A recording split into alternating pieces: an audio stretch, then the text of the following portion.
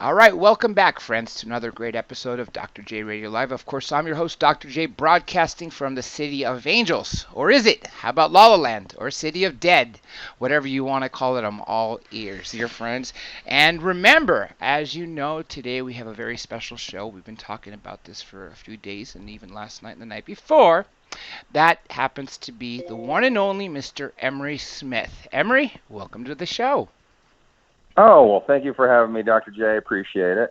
It's pleasure's all ours, and obviously I know you have so much amazing information that you've been exposed to, government cover-ups, secrecies, as well as different extraterrestrials and tissues, and I think the next hour and 55 minutes are going to be extremely mind-blowing for people, and especially for those of you out there who have heard Emery before are also going to be always enamored with you, Emery, because I know you've made the rounds from Contact in the Desert. You've spoken on your shows on Gaiam TV and other things like that. So let me go backtrack for a little bit. Let's talk about your Air Force career when you started. You said you were, EMT and surgical first assistant, right? Yeah, I went in as a 90252, a surgical technologist. I actually wanted to go be a pilot for the Air Force, and the Army offered me a scholarship for helicopters. I was in Army ROTC and Civil Air Patrol, an auxiliary of the Air Force, 4 years prior to joining the military. So I kind of knew what I was getting into. But they offered me some other special, things with medical. I really liked medical a lot, so I took the surgical tech program, which led me into a plethora of other options and other different specialties, including EMT and a vast array of others, which you guys can see online at emerysmith.net. But yeah, I mean, it was a very, at the time, this is, 1990, I went into training in San Antonio, Texas there, and Sheppard Air Force Base, and was stationed at the in England Air Force Base first at the 477th Tactical Fighter Wing. A-10s were there. That base is closed now. It's right next to Fort Polk Army installation there near Alexandria, Louisiana. And I was there for a little bit, and then they transferred me over to Kirtland Air Force Base, where New Mexico, I went up the ranks pretty quick. Yeah. Kirtland Air Force Base in Albuquerque, New Mexico. And that's where things started to unfold, where they were offering me some moonlighting positions, which at the time, I just needed some extra money because I really wanted to buy this motorcycle I was looking at the Honda shop. Because I was young and needed some extra cash. And I said, sure, let's do it. And next thing you know, there was quite the briefing and quite the security clearance involved. And I really thought I was just going to be doing some organ harvesting for fallen soldiers. And I assumed, come to find out, that really wasn't the case. But they test you out, and every quarter that you do well in these projects that are on the base and off base, but they're compartmentalized projects that actually corporations own. So they have active duty service members pulling double duty and pulling extra hours and extra pay from these projects. These projects could be in underground facilities or above ground facilities. I was, of course, in the underground facilities in Sandia Labs and Los Alamos Labs, where these the actual facilities go very, very deep into the ground, hundreds of floors down, and they rent out these different segments, of the areas to different corporations. So you may have multiple corporations that are, provided protection of the security of the base, but the military people don't even know what's going on down there half of the time, and the corporations can work there peacefully, non-interrupted, to do all their, weird science and frickin' magic, WSFM we call it, and that's where it started getting interesting. And I knew right away that it was very intriguing, of course, to say the least, where I started dissecting tissue samples and getting samples of these tissues that at the time may or may not have been of Earth origin. You don't get to know where the sample came from. That's the whole thing of being compartmentalized. And also Maybe it was grown there. Maybe they had grown this tissue.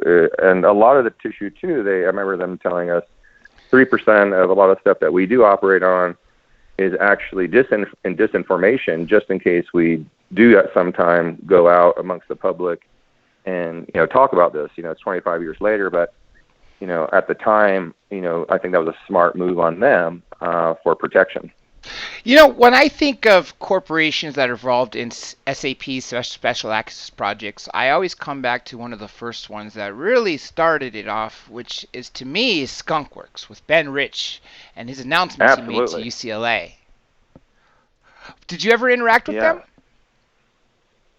Well, not directly, indirectly, because a lot of the craft and stuff, some of the extraterrestrials that we worked on, which is very interesting. Actually, at one time I was working on a specimen with another physician, and he asked, during the procedure, we need to go, down the road here and look at something else. I want you to come with me. And this was about a year into the program, and I've never actually traveled with a doctor to another location inside underground in the facility. And we came upon this giant underground hangar where there was this giant craft. And it was a type of, looked like a Jello mold. Those Jello molds that you buy. That's like what Bob Lazar talked about in one of the 9 at S4, the Jello mold. Oh, really? Yeah. He worked on the sports model, but he gave nicknames to each of the craft, the top hat. One of them was the Jello mold. So this is ironic because you're talking about the same identical word that he used to describe what it looked like. Yeah, I don't follow too much about his stuff, but of course I know exactly who he is, and I know, of course, John Lear, one of his close friends that I interviewed a lot of. And it was interesting because they wanted, and just this is going back to your question, Raytheon and Skunk Works and Boeing had a lot of facilities, underneath there, also under different names, but they were definitely part of that.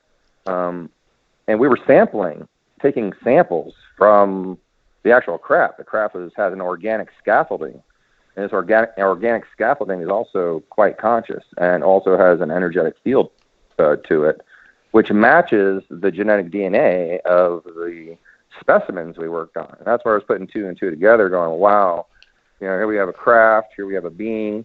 They're obviously somehow connected, and it wasn't until down the road I realized that these crafts and these also instruments that they use and weapons are all connected to the actual being. So they're connected not only genetically but consciously in a way. So biorobots, essentially, right? The craft. Yeah, I guess you could say that. There's a question here. I'm going to use the last part of the user's name as Mr. Sausage. I gave you a super chat to ask you this question. It says, do you know who Q is, and do you think they have Project Looking Glass tech? I don't get into Q that much. I don't follow the pop culture stuff as much as everybody else does. I'm more of a scientist than an investigator. I'm falling into the investigative that role right now for the last 5 or 6 years. But they do have definitely a Project Looking Glass that is real. They call it many different names in the project. They have an ability to also time travel. They have ability to look into a possible future, which changes all the time. There's also different times and different, not dimensions. It's in the 3D, but it's overlaying. So there's many of you, many of me on different timelines. So essentially, each decision we make would make another timeline, right? Yes, very, very much so. Now, when you also mentioned they have the ability, I'm assuming the ETs to time travel and also time view.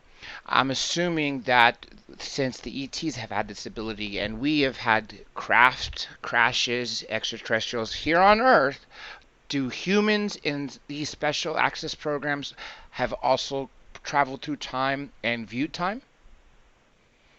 Yeah, there are definitely teams that do this.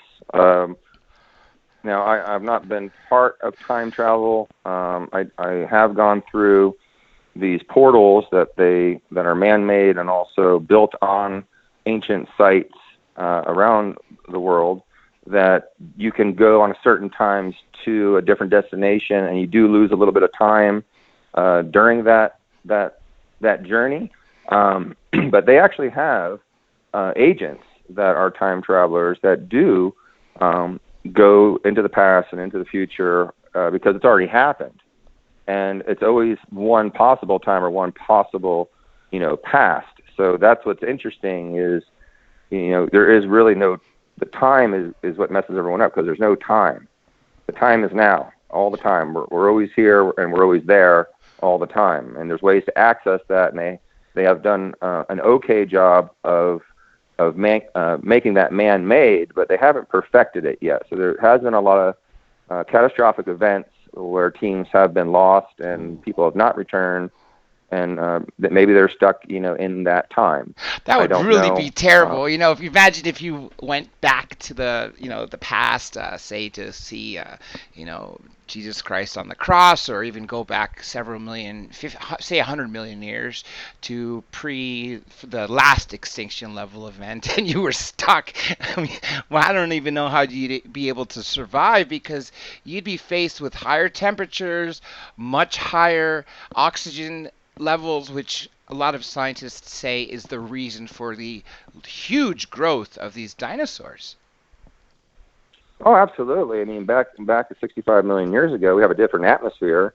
We have basically the animals have electrostatically charged water out there because of the lightning storms that last for months and months and sometimes years at a time, where people that know about the fourth state of water, the fourth phase of water, has amazing resilience to supercharging mitochondria and allowing the beings to grow to massive sizes.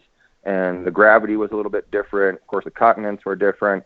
The atmosphere was different. So it was an amazing time for, life to sprout up again, because this has been going on for more than hundreds of millions of years. And I think when you look at that, and just to get back to that, we know this because we don't always send humans, through these portals. We'll send programmed life forms and clones and even mechanical drones. And they'll come back through these time travel devices with video and audio and an amazing plethora of scientific information, just like when we dropped the rover on Mars. Think about this as we're sending something in time and hoping it comes back with information that we can measure, how hot, how cold, what are the chemicals that make up that atmosphere, is it livable for humans to exist at that time? So yes, you're absolutely correct. These things are happening, but it's not just humans going through these portals and going into these time travel devices. And the best part about sending, say, drones or something like that, rovers, whatever it be, in the past, is you don't have to worry about the human cost. And if it's just a few $1,000s for, a drone, we're not talking about Predator drones, something like, say, what an everyday hobbyist would use, a $2,000, a good drone, right? That could travel multiple miles, as opposed to, say, a Predator drone, a Reaper drone, right? And again, it's just money. We don't have to worry about the cost of human life, and the information is so valuable to us upon return. I think that's one of the greatest inventions that we can have. Now, here there are a couple questions that have already stacked up that seem really interesting, so let me read them to you. First one is from Nicholas Cashmore. He said, "What is the most amazing find that you ever have found?" Wow, that's a great question. I'm really enamored by, number one, it's not such an object, but the science behind telepathy, I think, was probably the biggest eye-opener for me, is to learn how to communicate with beings without speaking. Because when telepathy, you're basically asking the question, and the person hears it in their mind, but they also get everything else with that. So if I say, "Hey, Dr. J, let's go take a walk in the park," I'm showing you the park in my mind. You can smell the flowers in my mind. I want to go to the park. So you have all the senses and emotions of that sentence going into that person's mind. So into that person's consciousness and mind. and it's all extrapolated into this beautiful picture of you cannot mess up telepathy because, I'm a horrible texter. All my colleagues tell me this because they might write 5 or 6 sentences and I'll just answer it with one sentence. And they're like, how rude is it? How rude is Emery being today? But I'm not being. I'm just that way. But with telepathy, it's very cut, clear, and dry. And I think communication for the future is the way to go for our children and for the planets and for the world, because we're going into that type of into that trajectory where we're not going to be using so much our voice to get things across. And I think that's a good thing, a great thing to look forward to. Of course, the technology is always amazing. I'm a big dog lover, so when they had these canine units that they were these are hybrid canines that they had made in the projects to come with us on a lot of these missions, I was just amazed by the futuristic devices that they were wearing, the things that were mounted to the canine units to help their perception and also have a direct link into their consciousness and brain, so they could hear farther, they can sense things farther, they can sense biological contaminants, they can sense earthquakes and tremors, and also if storms are approaching. So I thought that was pretty amazing to see these. And if you see my episodes on Gaia TV, I do talk about some of those missions and some of the canine units that they have brought on. And they also have canine units at the bases in the security areas that, as you walk by, can detect viruses, even a common cold virus. And also, if you are wearing any type of electronics on you, or if you have electronics in your body that you have swallowed.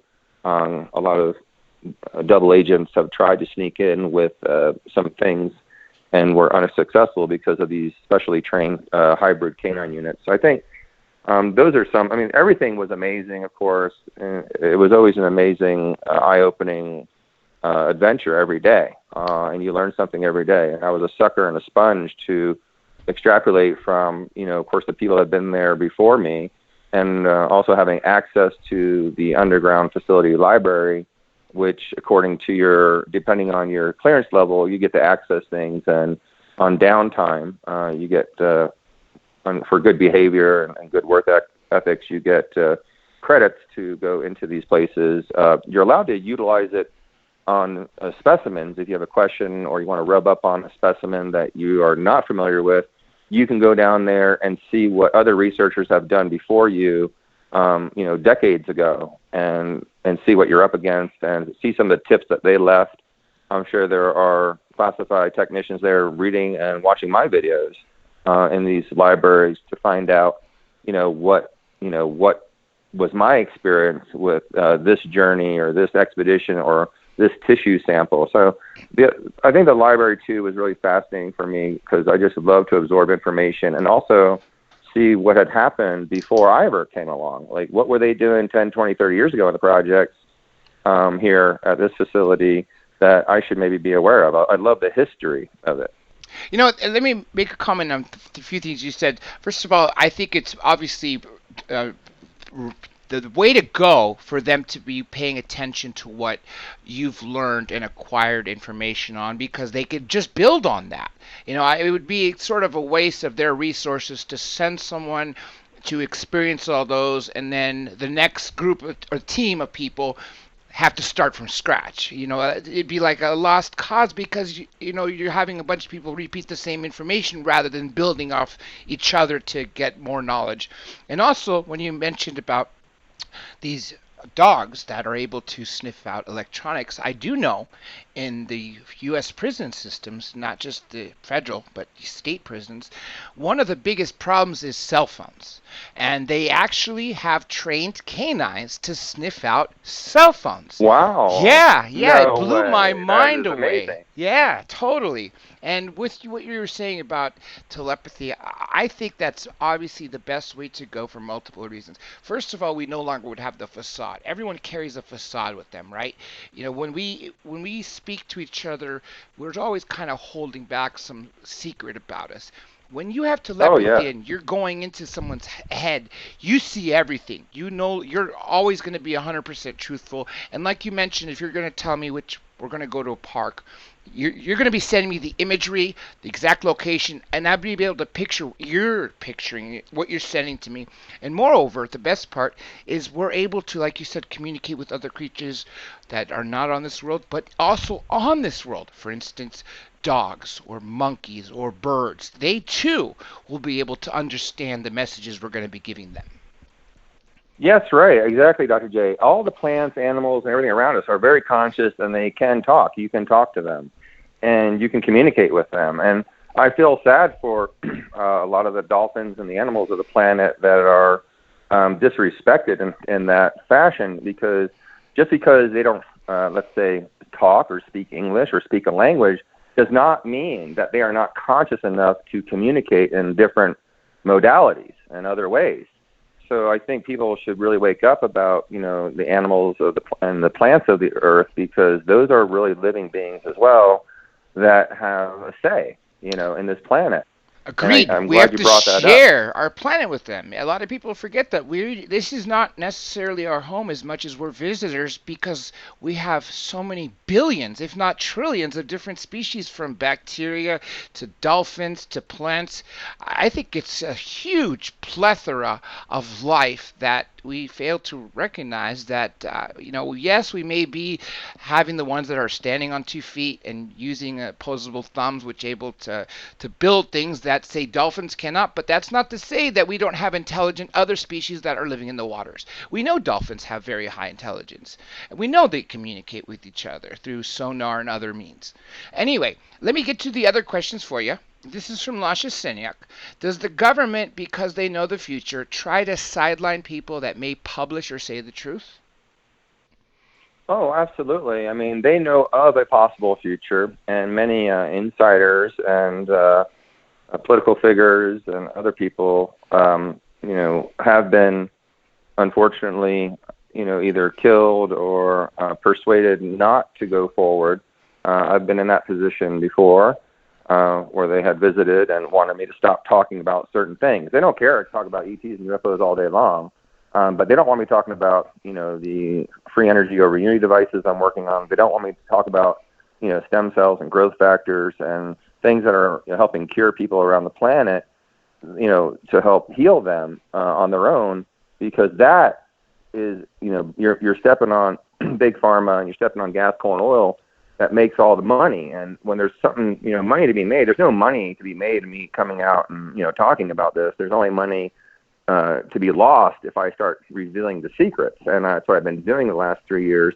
But because of the huge following I have now, if they do something to me, it just validates everything that I've said. And also I look like a martyr. Now they don't want that either. That's right. They rather character assassinate me. They rather pay off my colleagues or friends to say negative things about me, use, mind control weapons on people that are close to me. And this is not only happening to me. This is happening to lay individuals that are very gifted out there that are listening to this right now. You might feel attacked sometimes. Well, you are being attacked.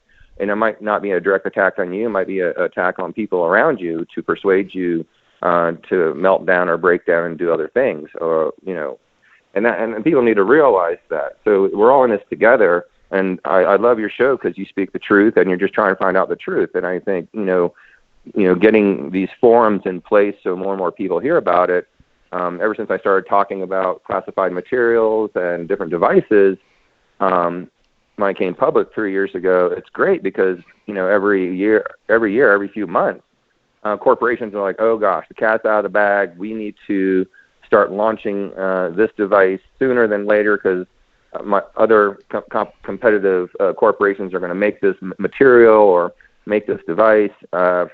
And things have been, released, such as, 3D printing of organs. I talked about cloning of people with animals. China's been doing it forever, but they're coming forward now talking about this openly and, trying to justify, why they're doing this. But it's been done, for decades and decades. But it's nice because a lot of this technology that's brought forward can help us progress and assimilate into the next evolution of consciousness, which is, saving the planet first and then saving all the animals and plant life because, we get our oxygen from the plants and the phytoplankton. of the ocean. So those come first, and then and the animals are very important because it's an ecosystem, and the bacteria and viruses also. And then after that, the humans are next on my list to help out. But we're trying to, the systems and devices that are out there that can do all this are, can help with everything all at the same time. It's just getting, the right people on board that don't want to, black box your idea or your patent. And I've known this because I've been through many lawsuits with patents and other things that, there is a suppressive entity out there, and you can call it the government, you can call it the corporations. They all kind of work together. The organizations like FDA and things that are there to approve certain devices. And if all that fails, and you make something brilliant and you try to get it patented, they'll just slap a National Security Act on you and say, well, that's kind of something you learned in the military. We already have the patents on that. And suppress you from talking, right? Yes, exactly. That's sad. And you know what? When you were talking about technologies such as free energy, I see why they would want to suppress that, because they can no longer charge us for, say, gallons of gasoline or voltages of electricity that would be using, or say, for instance, medicine. If you are able to tell us, the humanity, scientists, doctors, about different cures for, say, cancer or other things like the common cold, well, then that wipes out a multi-billion-dollar, if not trillion-dollar empire on pharmaceuticals. And we all know that they make a ton of profits just in energy and pharmaceuticals. And that's kind of sad, rather than trying to look to further us and make us better and get to the next level, they want to keep us, under their control out of greed. But I do hope people like you talking about this, eventually this will come forward. And you're absolutely right too when you mentioned that they don't want you to be a martyr, because then it would just prove everything is 100% correct that you're telling us, and they do not want that, I would imagine, at under no cost whatsoever. Okay, here's another one for you. This is Stacy Singer. Does Emery know anything about Project Black Star? No, I'm not familiar with Project Black Star. I'm sorry. No worries. I'll have to research that. Mm-hmm. Oh, there was another one here. Let me find it. This is Mr. Sausage again. Thank you for the super chat. And he reads, are the reptilians in charge of the global elites? Wow. There's a friend of mine who just did a sci-fi book. It's called Chi Space-Time Warriors, and it's spelled QI, Space-Time Warriors. Check that out. It's a good friend of mine. And when I read this book, people are always asking me, or who's in charge, and of course the pop culture, because of many people out there through the history and what's on the internet, people call them Majestic 12 or the 300 major corporations that run the planet, or it's the political government, or it's the UN, or it's Big Pharma, or gas, coal, and oil. Well, I believe, and this is my opinion, just because of all the people I've met around the planet and the meetings I had with a lot of these major corporations and politicians, is there's definitely another hierarchy of what's going on here on planet Earth. And we are in a matrix. We are trapped. We are in a type of slave-type environment when you have humans that are in politics, and humans that are in corporations, and families that have 70% of the world's money controlling a smaller bit of the population. And this goes all the way down to third world countries. And well, what's going on with that top line? That top level, whether you want to call it the corporations or Majestic 12 or whatever you want to look at it. Is there something else out there? Now, I believe that there always is. I think there is a hierarchy that keeps going. And whether you believe it's the reptilians or not, or, the Anunnaki, or, you can throw out a million different pop culture ET races, I do believe there is something behind it. And in this book, they kind of go over that. And I like the book because there was a lot of technology that she mentioned in that book that my goodness, it's kind of what I've been talking about for 3 years. And on one of the things they kind of lead up into is that the reptilians are in control of this planet. Now, I think the reptilians probably do have a big say here of what's going on the planet, but I also think there's a joint effort of many different races from all around the planet, all around the universe, and other dimensions that, we are very important. The humans are important. I do believe that our survival is necessary for their survival. I think, we are being visited from ourselves, from the future, and to get back on track, because we're not doing the right thing for the planet. Yeah, I'm so glad you mentioned that we're being visited by ourselves in the future. I was actually just speaking to my guest yesterday, Jason Offut, and I said, hypothetically, if we had, say, a nuclear war or some sort of reason to live underground, what would happen? Wouldn't we have more pale skin? And let's just say we have these advanced technologies where we don't have to do manual labor. Wouldn't our bodies shrink in size because we don't use the muscles? Wouldn't we develop larger eyes and the ability to see in the dark via night vision? And hence, therefore, if you go, say, 50,000 years in the future in that setting, we would, I think, presumably would look something like the Greys nowadays. Would you agree with that? Well, I definitely agree in genetic mutation. I mean, it's happening every day with our children and ourselves. Just through the different types of environments that we're exposed to, and electromagnetic fields, our DNA is changing. I mean, they did a great experiment taking, there's twins, astronauts, and they took one up. He lived up there for a year, came back down. His DNA was different than his brothers, and they're, identical twins. So that being said, just them being in space changed their genetics. And I do believe in biohacking, and I've seen it. I know it works. They can, you can have eagle eye vision. You can get rid of Alzheimer's disease. You can change your coding. We're all just codes. And people need to start thinking like that. Our DNA is not complete. And, we're talking about this, 2-strand DNA, and, we're talking about really 13 strands. There's different levels of that our bodies are able to adapt to, and our genetic code changed so we can, see at night better. We can run faster. We can have, stronger tissues in our body. And also be resistant. Heightened ability to have telepathy too, right? Well, right, heightened awareness, and activating the other 90% of the brain that we don't use. I mean, there's something there. It's there for a reason, and we've been dumbed down, and through our genetics, been controlled.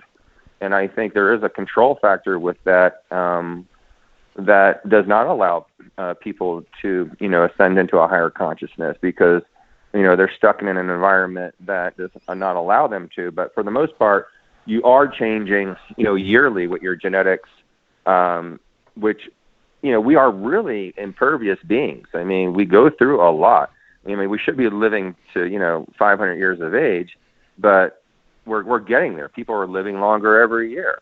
And that's due to this genetic change.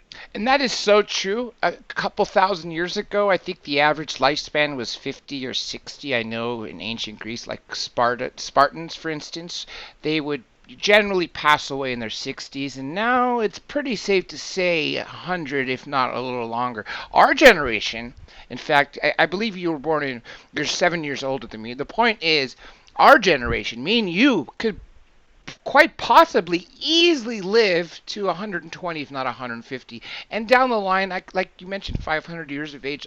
I definitely think so, because the way we are is we don't mature until much later in life, and then what happens? We die.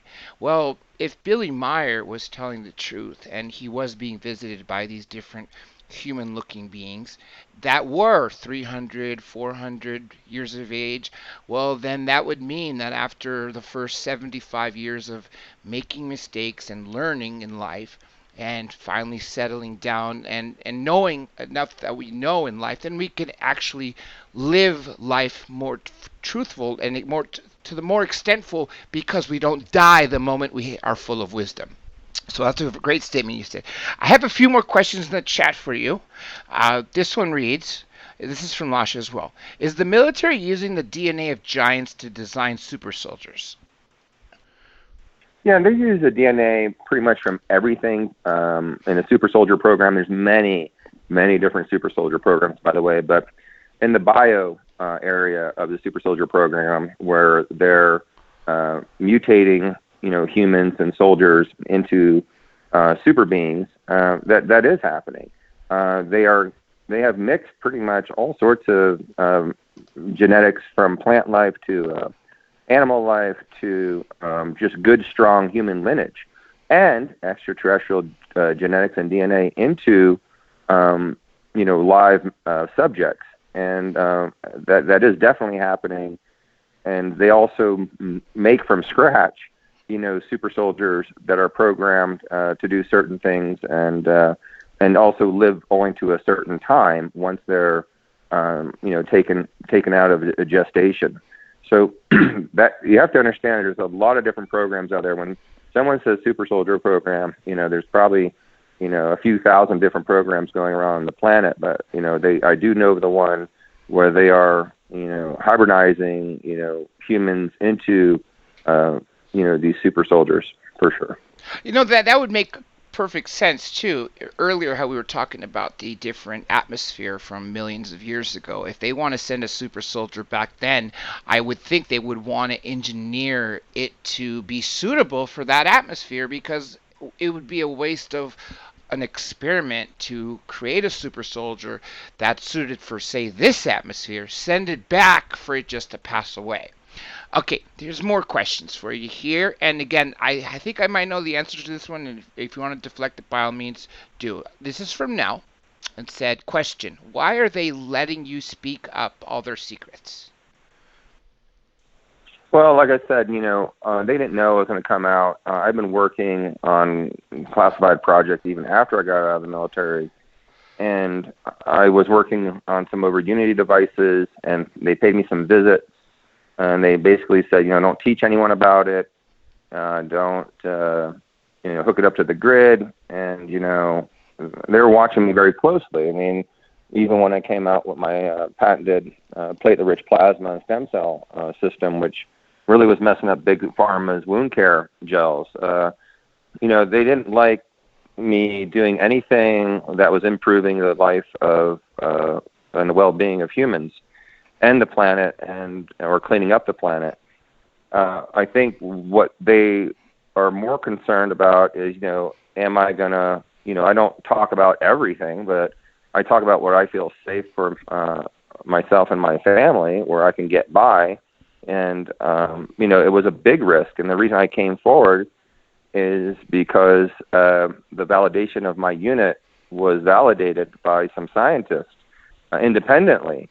And they were worried that I was going to lose control of the device, and then the threats became so bad that I had to come forward. Now, the reason the threats, since I've come forward, all the threats have basically disappeared, except for the asymmetrical threats of people who just don't like me online, or, the haters. Yeah, trolls. But for the most part, the conscious community is all on my side, and believe it or not, I've had meetings in D.C. with some really amazing political figures. These people really, they have grandchildren. They want their children to also survive this chaos and this insanity that is going on here on the planet. And they come to me. They could have went to the hospital, but they come to me and ask my opinion of, what should I do for, my son with this disease? What's the next best thing to do? And I think there is a huge number of people in really high positions that are tired, actually are just sick and tired of where the planet's going and what their corporations are doing to the planet, because there's not going to be anything left. They don't have a secret spaceship. They don't all have a secret spaceship they can just jump into, or an underground facility to hide for a couple of decades when the crap goes bad here on the planet. They really have to start thinking and feeling about this. And many scientists have given their lives up underground to destroy a lot of these underground facilities. such as the bombing in the underground facility in DIA. And this shows you that there's lots of courage, that the morphogenic field of all of us conscious people out there really having the hope and faith that the world's going to become a better place is affecting, the 10th monkey effect is affecting these other people in these positions. Now, not to say that they can come save the world, because they're under extortion, they're under, being threatened with their families. But the fact that they're aware of it is the first step in, having a better civilization, so we can go amongst the stars. But first, it starts right here, right now, and we've got to stop, killing each other and developing diseases that knock off certain lineages here, because we're all important, because we're all one. And if people can just get that through their head and into their conscious being, to realize, I'm talking to myself right now. You have millions of followers. We're really, if you think about it, all the same. We all come from the same energy, the same source, and you can call it whatever you want. I'm not going to get into religion. DNA is the same too, essentially, right?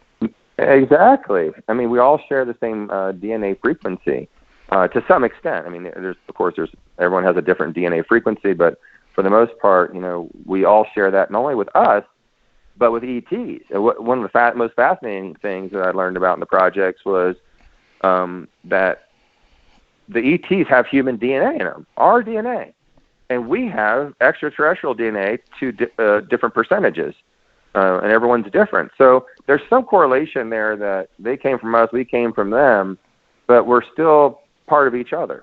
Connected. Exactly. Now, let me say this real quick. I want to thank Rockstar. Thank you for the super chat, as well as cheers to you as the Blue Crew, and also to everybody out there in the chat room. Please, if you're asking questions, keep them in caps so I know they're questions for Emery as opposed to what you guys are talking to each other about. And with that being said, Mr. Smith, I got some more here for you. This is Tammy George. And she asks, Dr. J, ask him if he knows about the new movie coming out, The Phenomenon. I thought I saw a trailer on that a while ago, but I really, offhand, I don't keep up with a lot of the stuff online or movies and TV, just when people bring it to my attention, like you just did. So no, I don't right offhand know that. I could do a quick search and come back to that question if you want. No worries, no worries. And I got another super chat from Mr. Sausage here, which says, Randy Graber thinks we will have a false alien invasion to unite humanity. Do you agree with him? I think, it definitely is a possibility.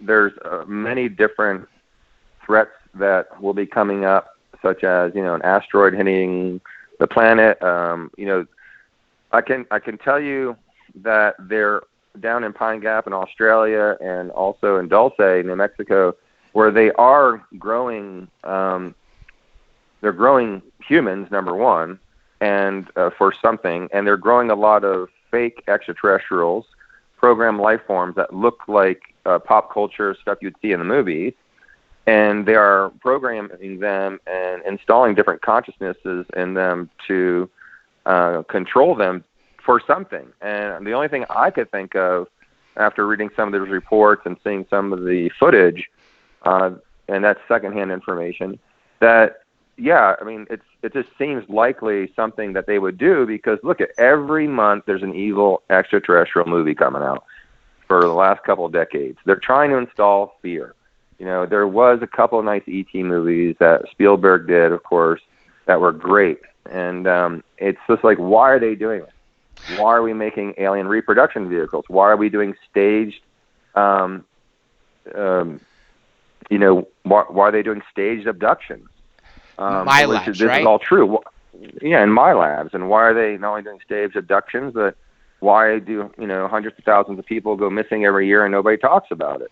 It just baffles me.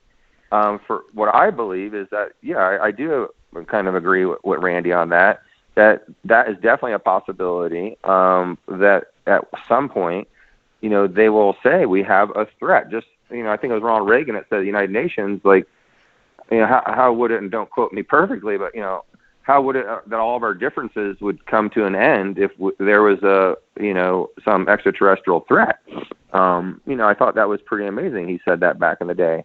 And he said it twice. Once at the UN Assembly, Yeah. and I believe he practiced that same speech at a high school celebration, graduation. So he did say it twice, as a matter of fact. And that's what you said. It's basically essentially that.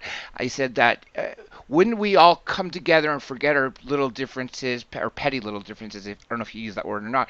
If we had an alien threat from out of this world, if we were faced with an alien threat. So essentially what you said. And it's so true, because I think once that does happen, it will force us to stop fighting each other.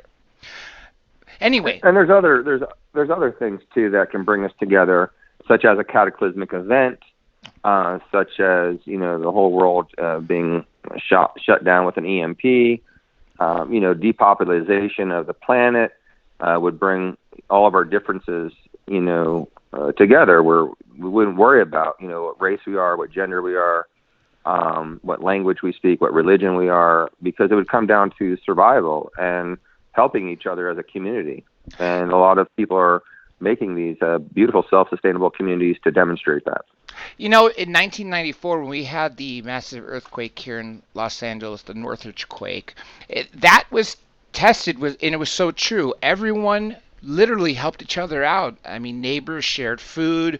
Other neighbors had camping equipment that were able to have like outdoor stoves, using propane, and essentially it was like a block party. Everyone was hanging out and sharing their cigarettes, their alcohol, their water, the milk for the kids, you name it. And there wasn't really what people would have thought would have been, which would have been mass robberies and people killing each other over a can of say peaches or something like that. So I do think that in times of that we're faced of emergencies, we do band together. Now, there's more questions for your very popular man, Emery. Here goes. Does Emery think so-called junk DNA is actually DNA that has gone dormant and needs to be reactivated? Oh, yeah, it's a great way to put it. But the junk DNA is really, really important DNA. It makes up, which they don't want you to know about, that other part I was talking about, extraterrestrial DNA. And there's just so much of that DNA that can be activated, utilized to, help us live longer, help heal each other even. So there's many activations and codes, and it's not junk DNA, first of all. I can't stand it. The scientists still keep calling it that. But there are some scientists out there, garage door scientists, that are really making some breakthroughs and getting it tested in the right universities to show, hey, there's a lot more to this. And I do believe there's actually, if you search on it, I know there's a couple shows that are being released recently talking about, specifically this junk DNA and biohacking. I think it's great. It's finally coming out, because I've been talking about this for years and years and years, that, this junk DNA is not junk DNA. It's very important. It's a very crucial DNA for our existence and for us to move amongst the stars. Next one here for you is, if they make illnesses to get rid of certain lineages, what lineages are they and why them? I'm pretty certain they have illnesses for all the lineages. I know there's different organizations and religious factions out there that have put lots of money into this and have developed, different ways to activate and kill people with certain genetic lineages through their DNA and come down with disease and famine. The question is, why did they do that? I mean, it's definitely happening. I'm sorry, what was the...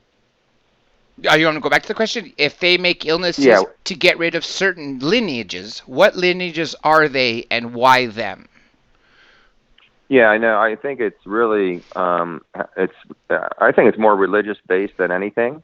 But there is a political, also agenda to different countries and different lineages from those countries, and also destroying our history through lineages of different people that have been here for quite a while, that hold their DNA holds a secret. So people don't understand is lineages and DNA is like a hard drive. It's a crystalline structure that holds all the secrets of that person and all their past lives and, everything. It's just an amazing amount of information. We are so valuable as humans amongst the stars because we have all that packed into each one of ourselves. So, whether, let's say, you don't like a certain religious group, or you don't like a certain country that holds a certain amount of lineage to it, that might later on expose the truth of another lineage. So I think there's a lot going on, hypothetically speaking, in the background that we really don't know about, but these organizations are putting, a lot of money into it, and it's very sad because we should really be coming together and putting that money to help, people have food and clean water and housing from around the planet. But, it's out there and it is happening, and we need to put an end to that. This is from Chris Middleton. It says, ask Emery about the ghost DNA found in West Africans. The ghost what? DNA. The ghost DNA found in West Africans. I'm not too familiar about that. Honestly, I didn't have direct contact with any of that. I did read some articles about it, so I really can't honestly comment on that. Again, no problem with that all, because when someone knows the answer to everything, that's when I question that person. The person who is man enough to say, hey, I don't know that topic, that I know is someone who's telling the truth. So I appreciate you. Well, I will always tell you that. I mean, I'm not that guy that rambles on about, because I do interviews too, Dr. J, and they have an answer for everything. And I start thinking, man, I'm going to start asking them some questions about me. Right, yeah. Okay, this is Mark J. Cox. Do you know how many UFO sightings have been made our military armed nukes? Wait a minute, I think I'm reading that correctly. Let me read it again. Do you know how many UFO sightings have made our military arm their nukes? Like Maelstrom Air Force Base, for instance. I mean disarm, not arm.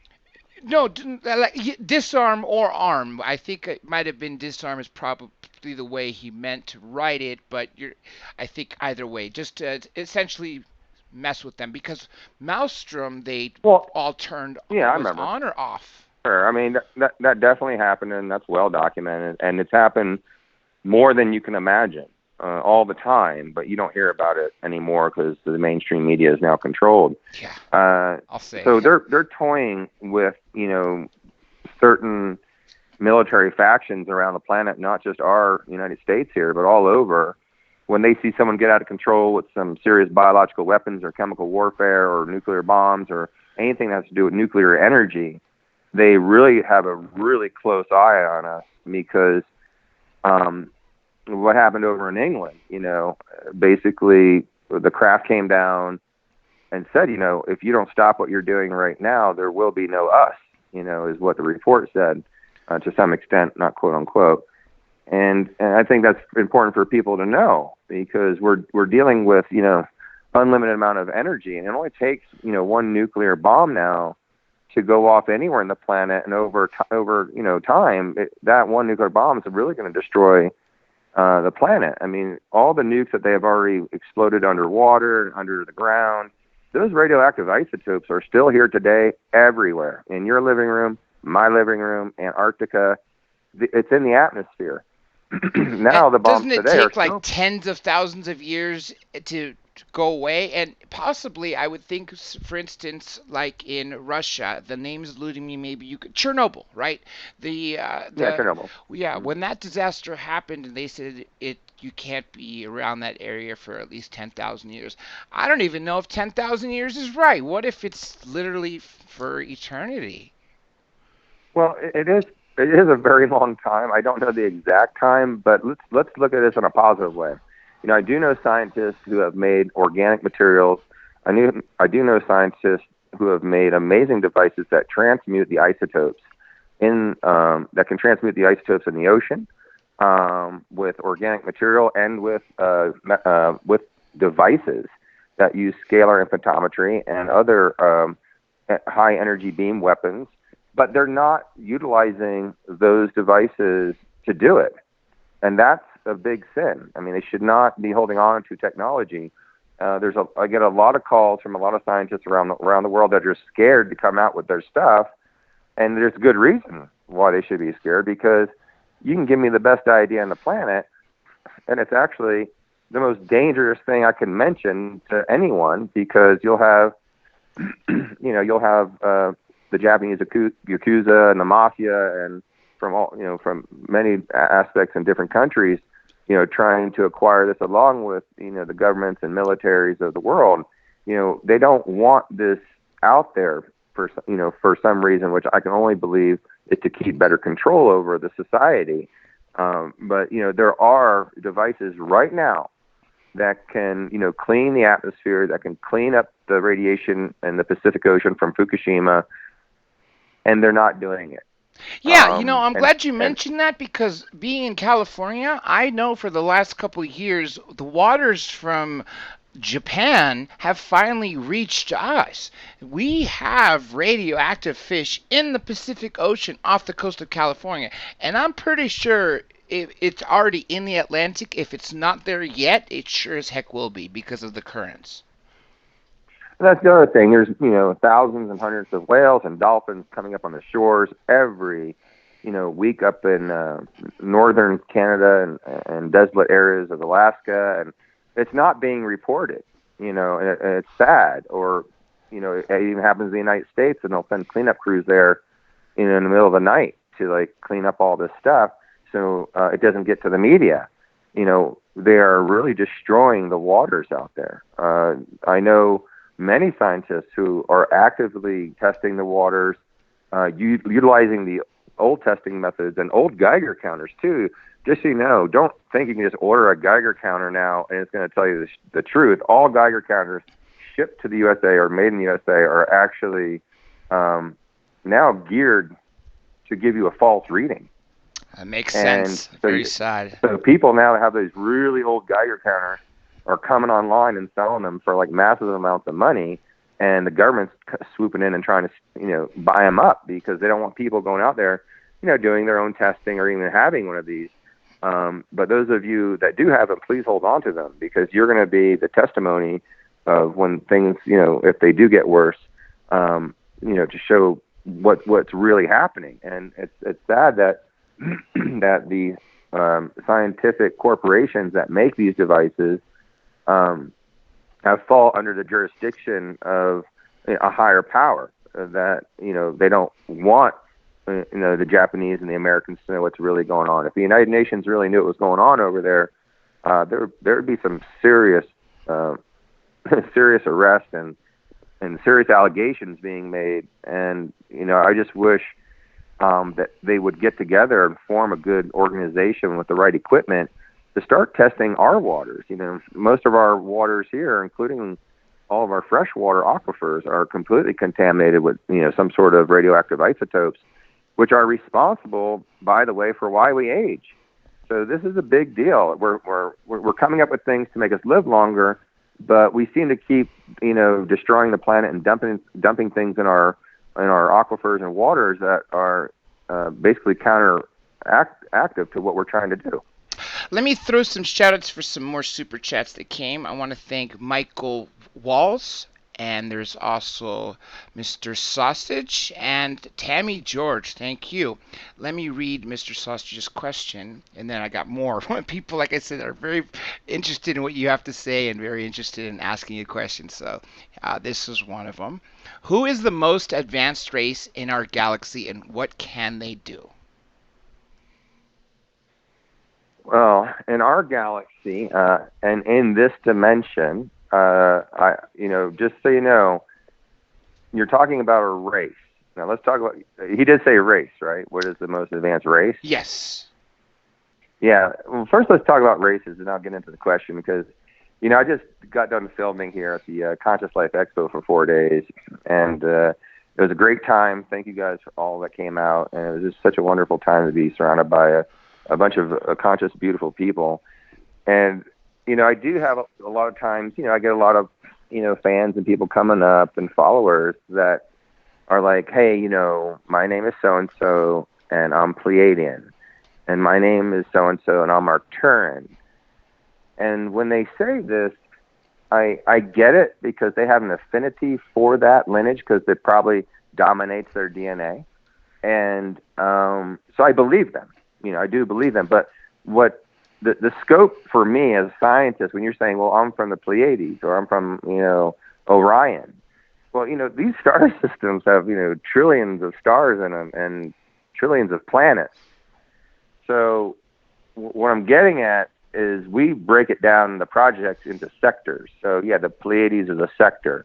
Then the next number is a sector within that sector, and a sector within that sector, a galaxy within that galaxy, and a planet, a solar system within that solar system, and planets and so forth. So we break it down that way, and it's fascinating because it's like here on Earth we're such a beautiful mosh pit of many different races. So to say you're from Earth, but are you from Earth and you're European and African and Asian, and we have such a diverse amount of races because everyone's intermingling here on the planet, and we're changing our genetics and our races as we evolve, and the same thing's been going on in space forever and ever and ever. So you have to understand. It's very rare that you can have a 100% someone from the star system of Arcturus because they're made up of many different races from around the universe. Now, I do have an affinity, of course, for the Orion constellation and the Arcturans and the Pleiadians and Cassiopeia and some others, but they're a mixture of race, and they all kind of do have certain attributes about them. Some are good at science, some are good at consciousness, some are more empath and emotional. Others are really good at being soldiers and defense systems, and some are more on the attack side and tactical. So it's an interesting question, and I don't see one definitive race because we're all made up of so many different genetic forms and races from around the universe. And that's the best way I could say that. I think they're all amazing because they all have amazing attributes to them. And so do we as humans. We're so resilient. We keep going. We don't give up. We are a virus that just does not stop in a good way. I'm saying that. I just hope we turn it around and make the right choices moving forward. I agree. I definitely hope so too. I remember Dan Aykroyd when he was recorded by David Sarita, and at the end of that 2-hour interview, when David Sarita asks him what's the one thing he worries about, essentially, to break it down to one thing, and Dan Aykroyd says, I want to know if we make it. 300 years from now, do we make it or do we kill ourselves? And that's something that I worry too, because we're playing with technologies that literally can wipe us off the face of this planet and wipe other species, genomes, and other types of life forms on this planet. So again, and I also want to piggyback of what you're talking about, the different sectors and races using different DNA. For instance, like the Zetas, the Zeta Reticulus, don't they routinely come and take our DNA and merge it with theirs too? Well, I mean, all the species have our DNA. It's not just the Zeta Reticuli. There's always a harvesting going on. A lot of the deals that were made back in the day with the presidents and of many countries with different ET races had to do with allowing them to come here and take samples of tissues and samples of plant life and animal life to preserve it and to enhance it and to do whatever in exchange for technology. Now, we kind of got too smart for our pants at some point and went back on those contracts and started shooting down extraterrestrials and killing them. And it wasn't like a joint effort. There was a lot of these deals being made in Germany and in the United States. So not everyone was on the same page. And then the corporations got involved where they were basically consolidating all the extraterrestrial tech, and that's when, you know, it got bigger than the military, and we couldn't trust our own CIA, our own government, you know, because we had so much infiltration from Germany and from European China and from too. the Americas. Yeah. And that's why I think it was, you know, who said, help me out, Dr. J, you know, beware the military-industrial complex. Eisenhower. Yeah. Eisenhower. Dwight said this, and this is very, everyone knows this, and most people are listening anyway. And when Eisenhower came out and said that, you got to, like, think about what he said there, because that means they have more tech, more money, and more control over this, you know, these high-tech devices and spacecraft, and they're only, you know, slowly leaking out what they want to leak out, which is, you know, the military's fault, the government's fault, you know, to give so much power into the corporations. But at the time, they had to do that because they couldn't trust their own scientists in the military. They couldn't trust their own scientists in the government, at the universities. They were all being infiltrated. One thing that I think the reason Dwight D. Eisenhower said that, as the Supreme Allied Commander during World War II, so we have not just a president, you have, you know, I don't know if he was a 5-star general, but he at least was a 3-star general. The point is, I think he was locked out, and that's why he gave that warning, you know, for then, which was almost 70 years ago. Wait, 1952. No, he was out of office by 60. So we're looking at 60 years. So I can imagine what happened in those 6 decades, that, you know, they've gone that much further with the technology. And as you mentioned, they're leaking it slowly at their own pace that they want. But then again, who gave them the power to control our destiny? And that's the biggest problem I have with them. Okay, let me get to some more of these questions here for you. I lost this tab. Let me get back to it. Okay, this is from Apollo 3. If an ET took on a craft from Earth, will you go transdimensional with the craft? If an ET came back, say it one more time. If an ET took you on a craft from Earth, will you go transdimensional with the craft? Oh, absolutely. Anytime you get on a craft, it has its own, you know, gravitational force around it. So you're now in your own, you know, bubble. That's why they can go a million miles an hour and make a right-hand turn, because, you know, they're in their own gravitational field. And when they go transdimensional, you know, and, you know, go into either another dimension, that whole atomic structure stays intact. And with the help of, you know, their advanced AI and supercomputers and everything they have on these craft, that it basically changes every atomic structure in your body. It goes against all the physics we know today. So you will go with that craft. The 3D body. Don't forget, when an extraterrestrial comes to this dimension, you must be aware. People are like, well, how do they get shot down? They're so advanced. Well, you know, you have a 4th dimension being and its craft coming into the 3rd dimension. He falls under the scientific laws of the 3rd dimension. All right?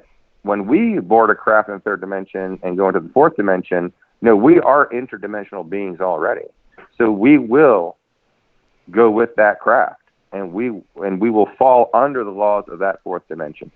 That makes sense, because we'd be enveloped in, if they're traveling via gravity, we'd be enveloped in that gravitational field too. So we'd become part of wherever it goes.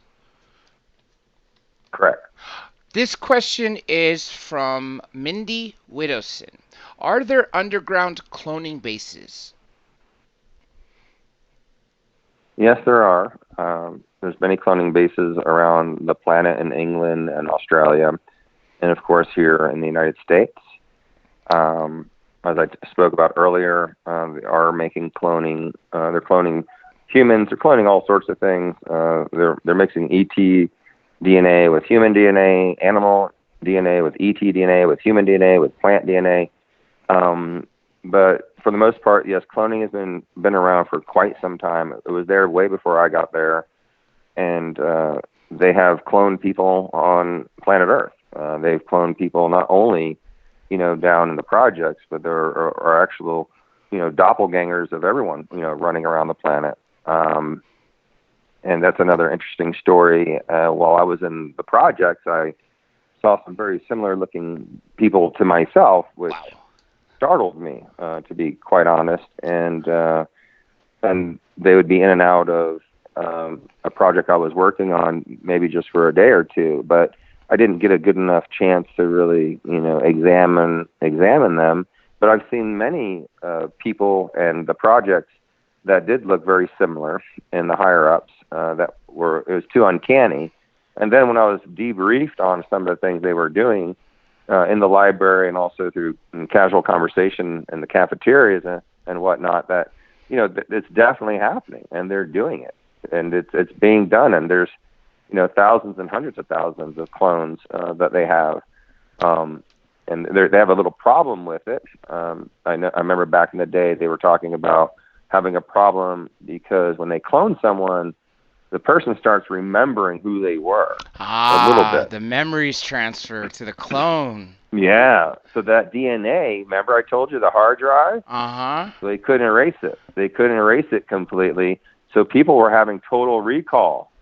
And that happens a lot here on the planet where someone's, thinking they're this person or that person. They're having, this recall. Hey, I was once this person, back in the day. I remember this, whether it's, before their lifetime. I think a lot of this has to do with this illegal cloning that's going on for testing. This is a super chat question from Esoteric Gold. It reads, what is Emery's most recent information on the white powdered gold, monatomic gold increased in mass or changed, isotopes of gold, healing technology, if that makes any sense? I think that was a merge of 3 or 4 questions, but it was meant as one. Yeah, there's been a huge deposit of this white powder found in an undisclosed location. I can firsthand tell you, in New Mexico. The project has been abandoned for right now. As far as buying your own Ormus or white gold, there was a great corporation down in Crestone, Blue Water Alchemy, that is no longer there. That after we tested it, it came back as some of the highest concentrations ever. But there's a new company that was just recently. They're not new, actually. They've been around, and it's called A New Alchemy. ANU Alchemy. And by the way, I'm not affiliated with any of these companies. But when people ask me what do I take, that was the next best one at A New Alchemy. It just had an amazing amount of monoatomic elements in there. There are a couple of zeolites that are out there that are really important because the minerals in your body are so important to keep up because, you're born with these minerals, but there's not really any food or anything that you drink unless you're going to drink, 1,000 gallons of seawater to get the right mineral content back to what it was when, you were born as a baby. And the reason minerals are so important for our cells is because it keeps us at the right voltage so our body can, cure itself and heal itself. I always tell everyone in Big Pharma, you don't need that secret seed, under the rock in the Amazon. You just need to get your body at the right voltage, at the right frequency so it can heal itself. And that's why frequency really is the secret to longevity and good health.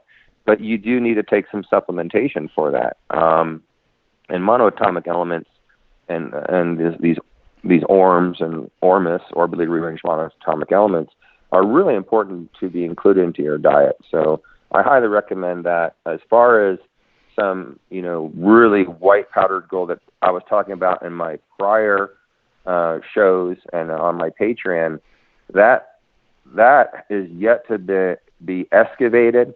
Now, that is the real pure mana from back in ancient times and ancient beyond Egypt and Egypt times and biblical times. And that white powder has many elements. And when Moses put that powder in with the bread and the frankincense and people were eating, these biscuits that had the ormus in it, the mana, this pure white gold. And this is a powder. This is not like the gold you go buy at the store for your necklaces. This is a different structure. Well, that elevates your magnetic field. And when he was leading all of those people out, and was splitting the water, they talk about the Red Sea, ocean. Right. The Red Sea split. Well, that was because of the high vibration that all those people had after ingesting the white mana, the white gold, the ormus. And it is very powerful stuff, the purest, the very pure form. Now, I know at that new alchemy, ANU alchemy, they do sell that for like, I don't know, $100 a gram. Wow. The actual powder that they make there. It's not the exact same mana, but it's pretty close to that. But you could read up on it with those guys. I mean, he's a wonderful man, that Dr. Rob, who invented all that, and they have a really strict protocol of how they make it, how they utilize it, and they actually use harmonics by meditating and singing prayer as they make this, which is important to have a really good conscious person. It's like when you pray for your food. It's like when you're making food and people are singing and you're putting this energy as you make it. It actually goes into the food and supercharges the food, and then you eat this food and it supercharges yourself. Your frequency vibe goes up. So I think I really like that product. I hope that answers your question. But we're looking forward in the future, hopefully when someone cuts a check for hundreds of millions of dollars, that we can go back out there and get access to this. I'm wondering if the mana was also responsible for, this is my question, by the way, I'm breaking rank with the listeners' questions here, is why Moses was literally glowing. Oh, it quite possibly could. I mean, this also makes you, this creates anti-gravitic type side effects, which also is photonic, and it's very possible that you could give off light with this. They use this stuff in the projects for their anti-gravitic suits and metals that they make. They also it's an energy conductor in itself. It's funny because I have a couple of engineers I work with where they want, why do we have this horrible skiing equipment when we can make the entire shirt or suit or socks, without heating elements in it? The actual fabric is the energy. And, and we're working on that, actually. So it's neat to hear people talk about this because it's photonic, it's full of these electrons and photons that actually can emit light. Your body is always emitting light. You don't see it in all the spectrums, of course, because in the 3D, our eyeballs can only see in certain spectrums. But in other light spectrums, you are actually glowing all the time. So it can happen where you yourself or Moses could have ingested this and had a reaction, and he could have maybe given off light. And giving off light is not a secret. I mean, it's all over the universe, and with especially in the deep seas and the Marianas Trenches, you've seen these fish that have these electric plankton. Lightning bugs have this chemical that emits light. So I mean, there's a lot of species out there. There's a good documentary. It's called The Light of Night, I think, and that goes over all the different self-lighting capabilities of not only people and beings and animals and fish and all this, but there's many types. There's many times we have been on expeditions to inner Earth that the walls were emitting light. On spacecraft, everything just emits a light. We don't know where the light's coming from because the entire craft is emitting the light. There's no shadow. It's like an operating room light that has a diffraction in there where it does not cast a shadow. So when the surgeon's working, this is actually the wave of the future. We won't have light bulbs. The paint will have the necessary elements in it to create light. This question, I'm going to correct the grammar in here to make it sound right. And this reads, are there an evil... let me read this properly. Let me read it the way it's written. Is there a really evil species? I get that question, asked a lot, and I always respond, the most evil species of extraterrestrials that I've ever met are humans.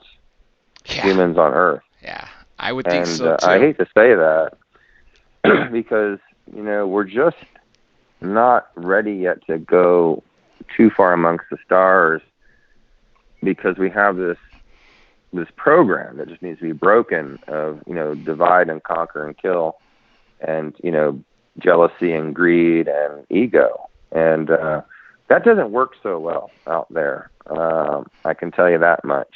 And I think that if anything, we are space-faring people, but at the same time, we are ETs as well. We just need to, fix some things and get along so we could be more integrous with each other and drop the greed and ego and be more compassionate and loving. And I know the person's looking for me probably to say something like, "Oh yes, the reptilians with the big teeth and horns are the worst." Yeah. But I get it. But I had to say that because I haven't really encountered too many evil extraterrestrials, but there are extraterrestrials that are out there that do not have our best interest, but they're also kept under strict watch and control. There is like a type of galactic parliament out there that is, making sure that planets like ours, are allowed to grow on our own and make our own mistakes, because they were once us, guys. Everyone needs to realize the extraterrestrials were once us, and they had to go through all these trials and tribulations that we're going through now. And a lot of the people here on the planet, you chose to be here at this time, and I'm so glad you're all here. And yeah, it is hell on a handbag, man. It can be very rough, but it's a whisper in time, because we are forever and we go on forever, because our energy, this is just a shell we're wearing, the body, you mean, and our soul is the energy that goes on, right? That's correct. Exactly, Dr. J. We go on forever and ever and ever. This is a brief time that we have all kind of volunteered to be here, most of us, to help transition, the planet and make sure the truth gets out without it causing too many problems. But for the most part, we're immortal in that way. This question is from Susan Goodell. It says, please ask Emery about Men in Black. Oh, the Men in Black. That movie was caused so much ruckus. I tell you what. There is a organization out there. I know people think it's the NSA, CIA. They go by another name. I don't know what it is. But there is a couple of organizations out there that are basically, they go out and investigate people and find out, and they do a really good vetting. If someone just calls up and says, "Oh, I saw an ET last night," they know about everyone who has had real ET contact. And they're also, trying to manage the extraterrestrials that do live amongst us. Hundreds of thousands of them are here and look just like you and I. You wouldn't be able to know a difference. Unless you're receiving that antenna to receive the telepathic messages, right? Well, right. Well, my team and I, we have a good time when we're in LA and New York, and we're in the crowded streets, and we pick out an ET. We know they're an ET, and we walk up behind them, and we telepathically say, "We know who you are. We know who you are. We know you're not from planet Earth, but we're okay with it. Don't turn around." and and you see them start looking to like the right and the left, and they stop, and they get a little nervous. So that's a fun thing. That's an inside thing my team and I do. If you guys want to have fun with the ETs, please don't harm them if they're just walking around. And you could do this, and it's not hard. Just project that into the crowd and see who turns around and looks at you. Yeah, wait for the response, right? The physical response. Wait for the response. Yeah, keep admitting that. Anyway, I shouldn't be teaching you these horrible things that we do for fun, but it is a fun thing, and it's nice to be aware of that. Okay, this is a good question. I meant to ask you, but someone in the chat already beat me to it. Have people traveled farther out into space than we have been told, and are there humans living on other planets in our solar system? Well, I know we definitely are in orbit. We have a huge salvaging, a big salvaging program going on where we salvage craft and other things that we have destroyed and bring it back to Earth. Now, I cannot verify otherwise that we are having active spacecraft that we have personally built and have gone amongst the stars to different systems. Now, this portal technology I was involved with, I still don't know where we were at. Maybe I was in Middle Earth. Maybe I was on another planet. People are claiming that I have been, but I don't know where I was at. All I can tell you is the atmosphere was pretty much the same. The sky was definitely different. The creatures were different. The flora was different. And we were, collecting samples through these portals. So to say that we went amongst the stars, most likely we have been in a controlled way. But I don't know of any huge craft or anything you see in the movies where everyone's boarded on and they go to Andromeda. Now, you can be in Andromeda right now because you can bilocate. And that's one of the gifts that we have as human beings. We're able to remote view. We're able to bilocate. We're kind of everywhere all the time if you want to be. Now, if you're talking about that, then for sure we've been amongst the stars. But if you're talking about leaving the planet in some sort of craft that we have reverse engineered, and I'm unaware of that. I think that's what the question was going to. That's what I meant to ask you too. Was essentially the secret space program where we've been farther than the moon, for instance, that they may have not told us, and so you essentially answered it for us. This next user has a question for you, and specific to the user. I'm gonna read it to you. It's from OKO. It says, "Why do I remember being born as a hologram? I remember it better than yesterday." Well, we're all holographic images. We're all made up of photons. So, holograms and holographic technology is something that's used daily in the projects for overlaying. You can overlay a holographic image of a perfect liver onto the liver of a person that's really sick. And because of doing that, the liver will heal itself and reprogram all the cells into new cells. You could have been a holographic person that was maybe made in the project. You maybe have a recall because you're that well connected to the morphogenic field out there or the ether that you recall a different lifetime that you've experienced this. There's many different reasons you could be remembering this and seeing this. I don't know which one it could be, but I do believe in people when they come to me and ask me these questions because it's possible in the science that I know for that to happen. This is another interesting question that I meant to ask you, but someone's out there reading my mind, literally. This is Miral0150. It says, "Ask him about astral projection and remote viewing," because I meant to ask you about remote viewing myself. So what is your take on that? Okay, so the question is, what do I think about remote viewing and astral projection? Yes. Oh, well, I mean, yeah. I mean, I'm a remote viewer, and I astral project often to find out information that's going on around the world and also around the universe, and where we're going. I believe in both of those techniques. The government spent millions and millions and millions of dollars on the remote viewing programs for the military.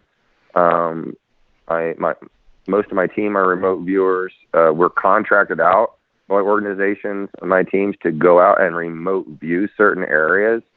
We have a very high effective rate of remote viewing. Some of us are in the 90-95%. And if you get 2 remote viewers with the same hit, then it's usually 110% effective that we're correct. If you have a group of remote viewers and, more than 2 get it, you can pretty much be certain that, you're dead on the target. Astral projection is a little different. And for those of you who meditate and know how to controlled leave your physical body behind and go amongst the universe or universes or dimensions, this is also an art that people can be trained on. Anyone can do it. There's no special anyone here on the planet. We're all the same. We all are geared the same way. We just need to learn how to do it. And there's a lot of programs out there that teach astral projection and remote viewing, and I think they're great that people are experimenting with that. Some people get a little bit scared, and there's a fear factor because when you leave your shell, sometimes it can be awkward. Most people's first flight out of the body can seem a little bit awkward, but once you do it over and over and over, you can just close your eyes and be on the top of the pyramids in Giza. You could be on the backside of Mars. You could be, inside the moon. You can be in Andromeda, anywhere, because there is no space and there's no time. You're there all the time. You're everywhere all the time. That's what's so great. Just pick a spot.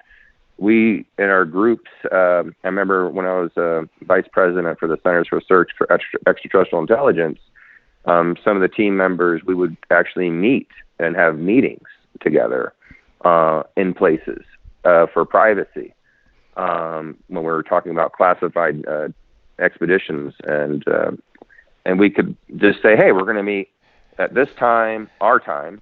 We can set a time, let's say 8 p.m. And even if we're all in different parts of the world, we know what that time is, and go into our trance there and actually meet someone and have a conversation and communicate. Why do you think, for instance, all the different extraterrestrials that you mentioned earlier, and even others that people have seen, like the praying mantis type reptilians, whatever it be, they all seem to have the same shape or same form as us, meaning one head, 2 arms, 2 legs. The 5-star. Yeah, why is that? Yeah, I don't know. That Merkaba, that 5-star, I just think, there is, down at the Planck level of, these, the 5 different geometric shapes, I think there is something to that make us up on a very microcosm.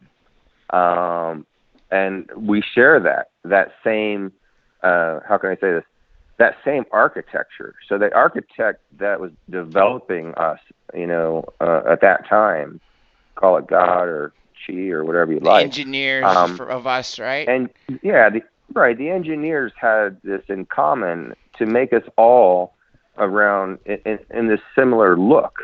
And you're right. It's an amazing thing because there's just an unlimited amount of species amongst the universe. I always tell people, just think of every type of species here on planet evolving billions of years into 2 arms and 2 legs and a head, and there you go. That's how many are out there. And it's more than that. But I'm still, I think it really is an architectural thing. It's an engineered thing.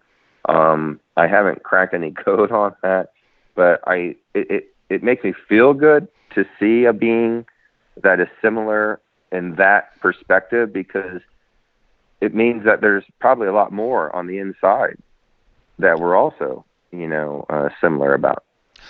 Earlier on, when you talked about the center of or the Hollow Earth, right? We know about Admiral Byrd that he went to Antarctica and then entered underneath the an opening and got to the Hollow Earth and essentially had a battle with some saucers. And I think he attributed them to be Nazi saucers. I don't know if that part is true or not, but I've always wondered if that's true because there's Google images that seem to show these massive holes in Antarctica that don't seem to be explained other than being entrances to the Hollow Earth.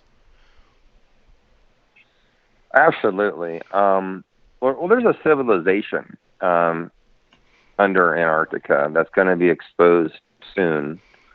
Of course, they're pillaging it now and throwing artifacts from the Mayans and Egypt in there to confuse the universities once they get access. But it's been there for quite some time. Call it Atlantis, Numeria, call it whatever. It was definitely a civilization of extraterrestrials and earthbound people that had lived there a very, very long time ago. There is a craft down there that is sticking out of the ice that they're not going to be able to hide much longer. It's funny, Dr. J, because I get asked also, like, when is disclosure going to happen, Emery? Yeah. When are you going to do disclosure? When is it, all going to be brought out? And I see disclosure happening daily on the news and with new insiders and new investigators that are out there. And I think it's great. But the one who's going to really come forward with disclosure is Gaia. And I'm not talking about Gaia TV. I'm talking about Gaia Earth. Mother Earth. Because Mother Earth is warming up. This planet's warming up, and it's melting out there in Antarctica. And when that melts completely, or just a little bit more, there's no way they're going to be able to hide these craft that are miles long sticking out of the ice. And, anyone now can get a box satellite if you have, $500,000 and put some 4K cameras up on that and go exo-atmospheric. And I really believe it's going to be Gaia and some really amateur millionaires that have access to satellites that are going to start, filming and taking pictures and, reporting this to us. I think it's a beautiful thing that it is coming out and coming forward. And we do get, every now and then we get a little bit here and there, slips through the media about Antarctica. And, I think it's great that Google Earth, didn't close off everything, as far as, these researchers that go on there and look at the maps. A lot of those things, too, are disinformative and disinformation that they put there, so you're not looking in the right direction, because most of the stuff on the net is disinformation, unfortunately. So we have to be careful where we get our information from and do our due diligence and, just really look for, how credible is it and how many people are talking about it.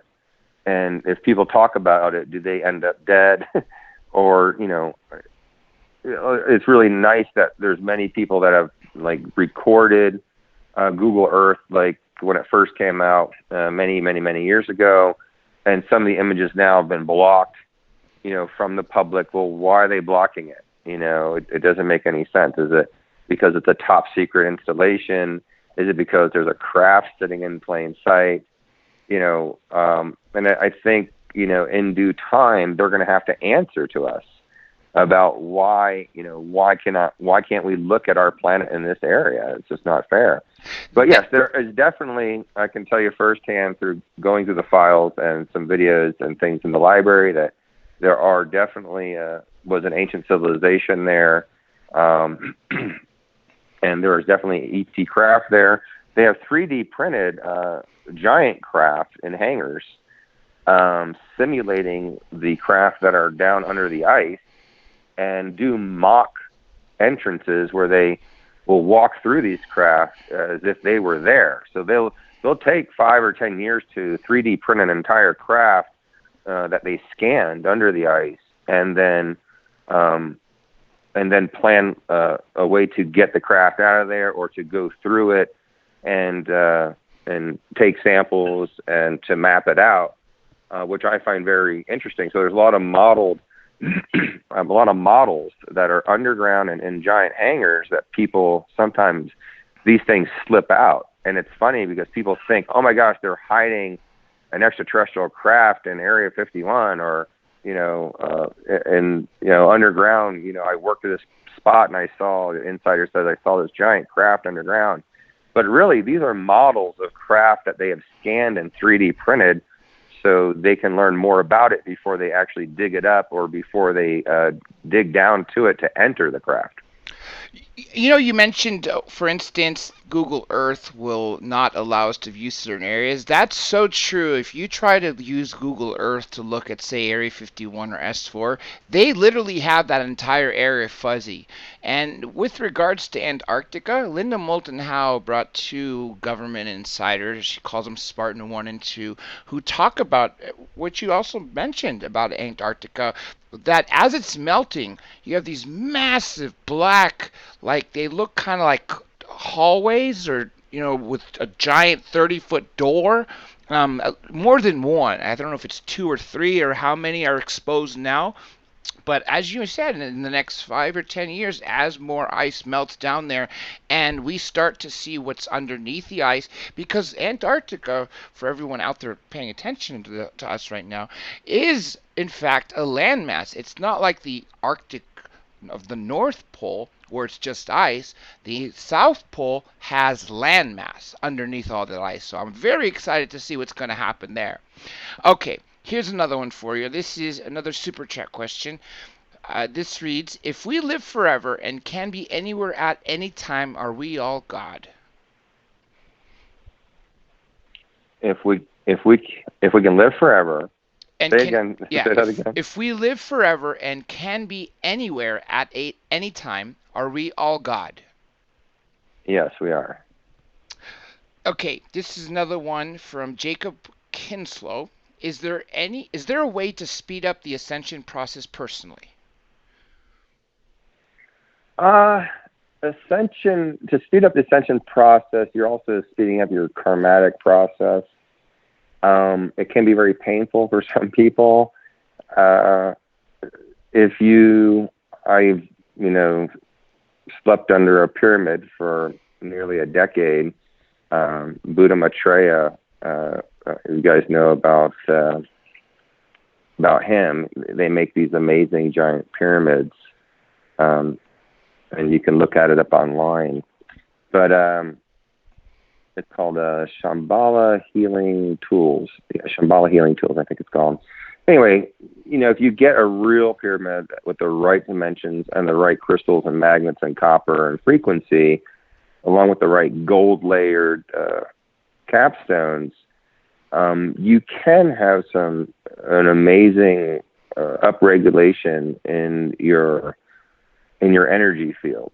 It's not for everybody though, because you will have to go through a lot of pain and suffering usually to get to that point, which is okay for some, because a lot of people do want to know as much information as you possibly can get while you're here, enjoying this beautiful vacation here on planet Earth. So I think, for me personally, I think that really did it.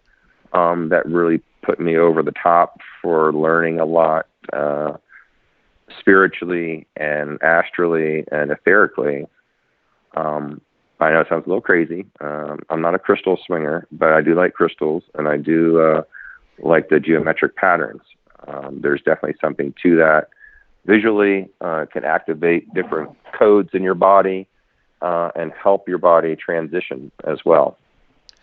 A lot of people talk about the Vatican having secrets or holding secrets about extraterrestrials, and there's even some people that suggest that some of the early popes, at least one from maybe 700 AD, maybe earlier than that, was in fact an extraterrestrial and very much looked like Akhenaten. Do you know anything about that? No, I don't, but it's very possible.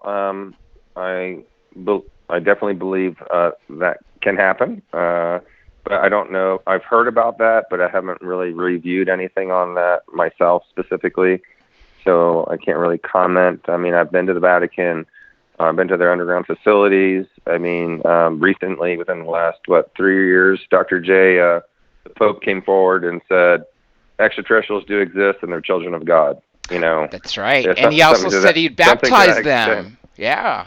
I mean, that's a big thing. The Roman Catholic Church has just said, and they have, just so you guys know, they do have the most amount of money. They have the biggest observatories here in the United States and overseas, and they are well into extraterrestrial phenomena.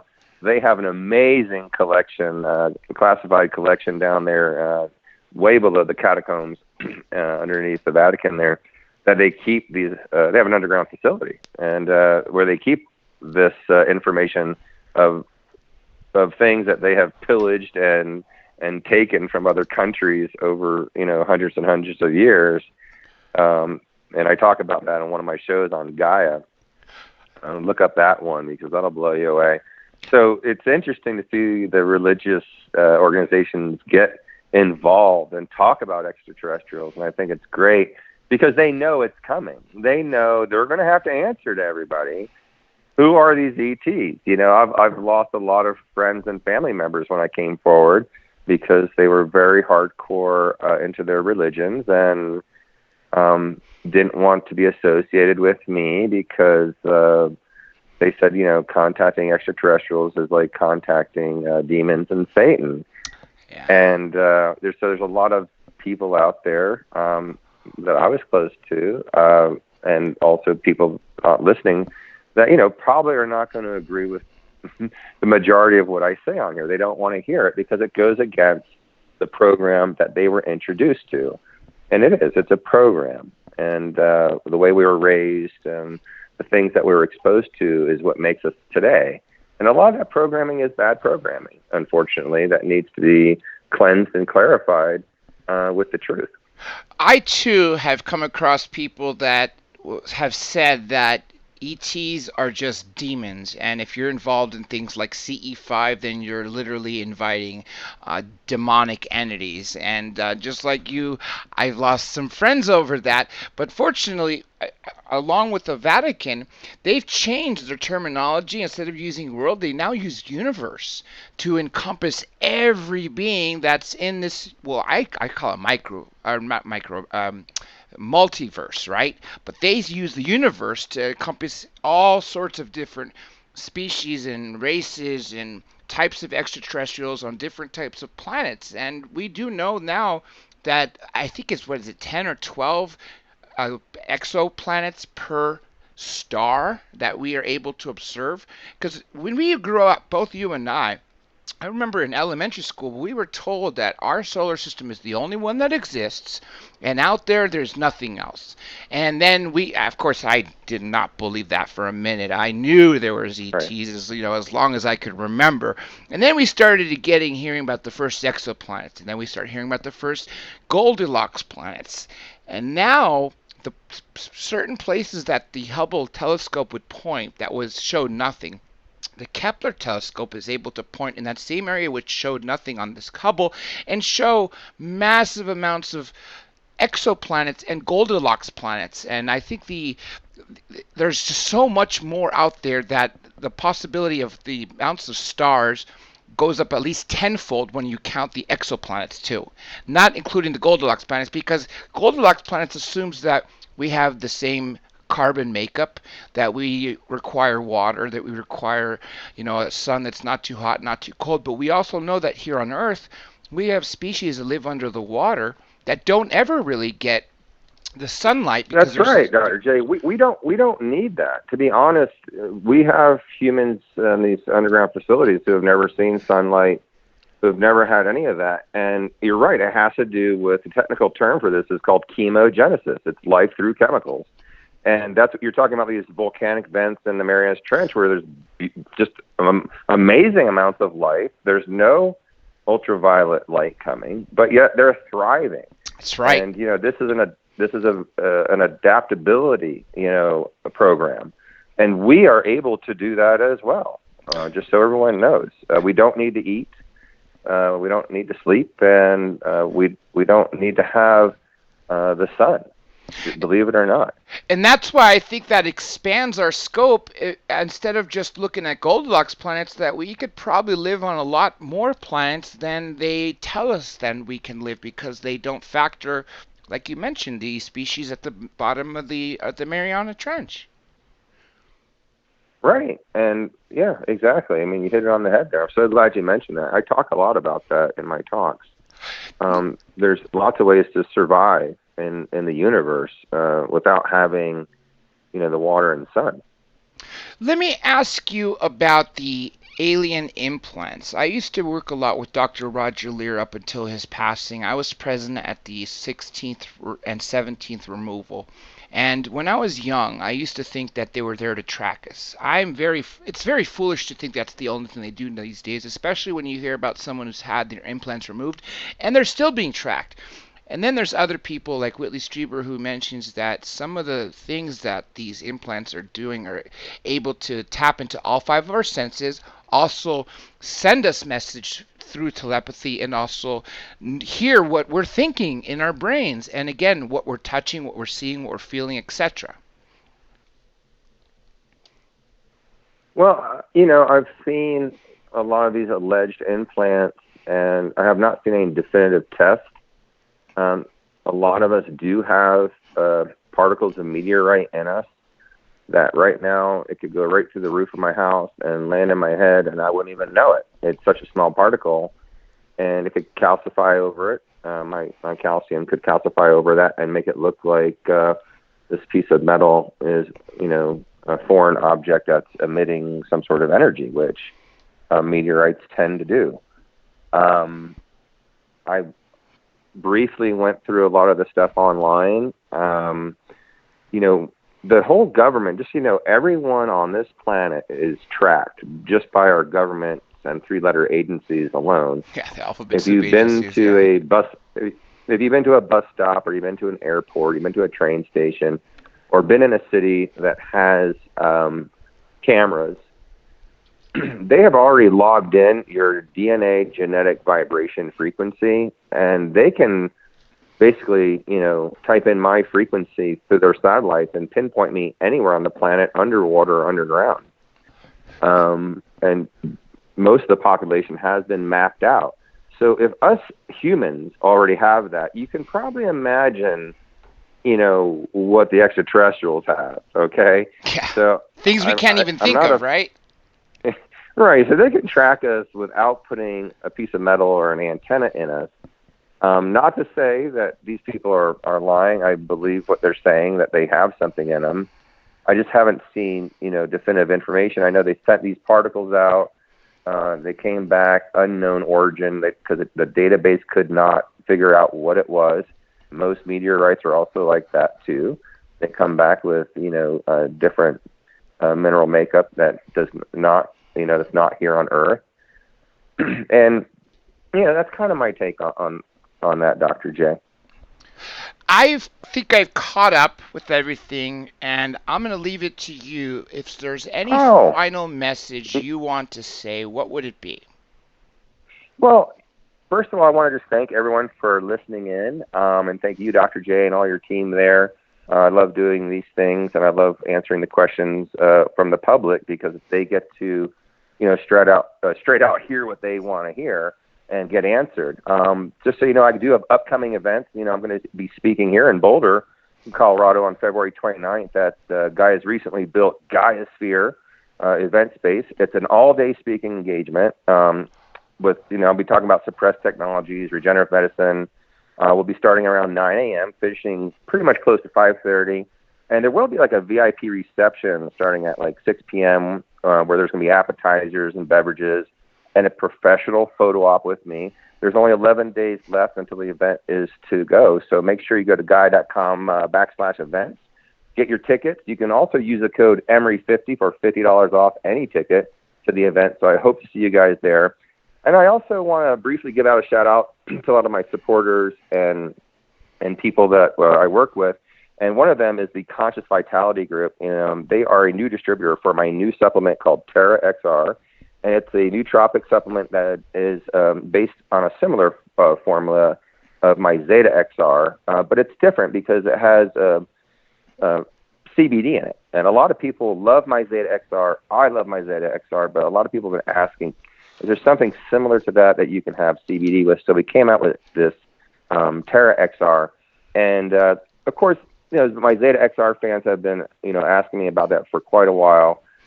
And if you want to check it out, of course, you can go to consciousvitality.com, and for 24 hours, they're offering a 20% discount if you listen to this. If you have listened to this little episode, if you just put UFO at the checkout, and you can get 20% off. I also started a production company before I came forward because I had been working on a sequel to Sirius and it fell through, so I wanted to film a documentary type series covering everything I talked about. And then I came forward on Gaia, and the docuseries was pushed back. So now to fast forward a few years later, my production company Zero Cross, which is a very small and is only comprised of 3 people, which is myself, Olivia, and my manager Sean, and Olivia, my manager, and Sean is my business partner. And together we've been filming for years at every single conference and festival I ever had presented in the last 3 years, and it's all available on the lowest tier of our studios, newly launched Zero Cross Studios on Patreon. So if you go to Patreon, type in Zero Cross Studios, you'll get to see a lot of cool behind-the-scenes episodes, and also you get to see all the events I spoke at in the last 3 years. And it's all independently produced series. And there's 3 series you guys could check out. One is called Insider Report, where I interview some of the most interesting people around the planet that have to do with disclosure community, such as like David Adair, Billy Carson. And then I have this other one called True Helix, and that's my new series covering suppressed advancements in health. And then we have The Beings, which is an ongoing docuseries where Olivia and I travel the world and search for artifacts and specimens to help solve the puzzle of where humanity came from. So check it all out on Zero Cross Studios Patreon. You can also follow me on Instagram and Twitter and Facebook. My website is emerysmith.net. And thank you guys so much. I have affiliate programs on my website because a lot of people ask me about these medical devices that are really new and to the world. You could check that out on my website. I have the device there called the Scanar Cosmotic LAT devices. And we also have like at-home deuterium test kits, which you can read about more about that. I also want to give a shout out to my core team out in LA. While we were in LA, I was at the Q360 club with Aaron Cameron and his wife Denise Richards sponsored us out there. We had a beautiful day using all their high-tech equipment. If you want some really amazing new therapies out there, it's more to balance the body so the body can heal itself. But check out Q360. The Q360 Club in Malibu is just state-of-the-art technology to help people get their balance on so they can heal themselves. But while we were out there, I have a very, very close group core team, and their names are Gerald and Sarah, and they are just the most wonderful people on the planet. And they decided to take us out to eat. And that night in Santa Monica, as we were going out to eat and sat down, their very close family member, Anthony McInnes, had a heart attack. And it was so awful. He's a military veteran. And we rushed over to the hospital there. And I just wanted everyone to, for a moment during this, to please have some prayers for Anthony to recover from this. He's a very close group with our family and friends. And if everyone have a short prayer for him and send him some beautiful healing energy so he can pull out of this, it would be really greatly appreciated. So once again, guys, I want to thank all of you for listening and tuning into Dr. J and myself. I hope we could do some more of this in the future, Dr. J. Oh, absolutely. Hang tight for a quick moment, Emery. Let me just tell everyone, if you guys need to rewind to hear to get to all the websites and links that Emery just mentioned, this is public, so it just, as soon as we finish, all you have to do is go backtrack.